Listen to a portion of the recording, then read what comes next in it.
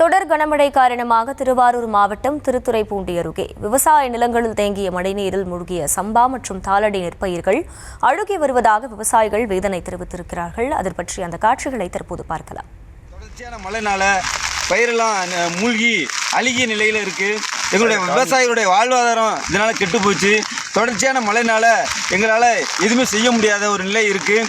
வீடுகளிலெல்லாம் நீரெல்லாம் புகுந்து வெள்ள அபாயம் ஏற்படுத்தி இன்றைக்கி நாங்கள் நிற்கதியாக நிற்கிறோம். விவசாயிகள்லாம் இது எங்களுடைய சுற்றுவட்டார பகுதிகளில் பார்த்திங்கன்னா கல்லுக்குடி, பாண்டி, வேப்பஞ்சேரி, கட்டிமேடு போன்ற பகுதிகளெல்லாம் சேர்ந்து கிட்டத்தட்ட ஒரு 6000 ஏக்கருக்கு மேலே நிலங்கள் பாழாகி போயிட்டு இன்றைக்கி அழுகிய நிலையில் இருக்குது.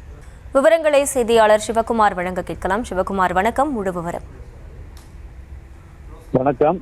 நித்யா புயலின் காரணமாக திருவாரூர் மாவட்டத்தில் நேற்று முதல் தொடர்ந்து தற்பொழுது வரை மழை பெய்து வருகிறது. இந்த நிலையில் திருவாரூர் மாவட்டத்தில் இந்த ஆண்டு 2,30,000 ஏக்கர் பரப்பளவில் சம்பா மற்றும் தாளடி நெல் சாகுபடி பணிகளில் விவசாயிகள் ஈடுபட்டு வருகின்றனர். நேற்று இரவு முதல் தொடர்ந்து பெய்து வரும் மழையின் காரணமாக திருத்துறைப்பூண்டி அருகே 5000 ஏக்கர் சம்பா மற்றும் தாளடி நெல் பயிர்கள் மழைநீரில் நீங்கியுள்ளது.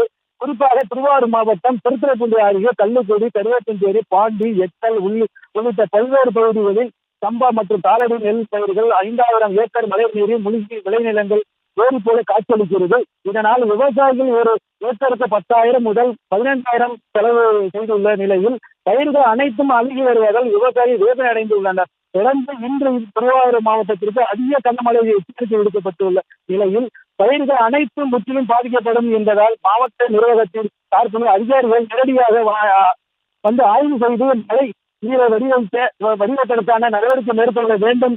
மேலும் இந்த பகுதியில் வடிகால் வாய்க்கால்கள் முழுமையாக தூர்வாரப்படாத காரணமாக மழைநீரை வைக்க முடியவில்லை என விவசாயிகள் குற்றம் காட்டியுள்ளனர். விவரங்களுக்கு நன்றி சிவகுமார்.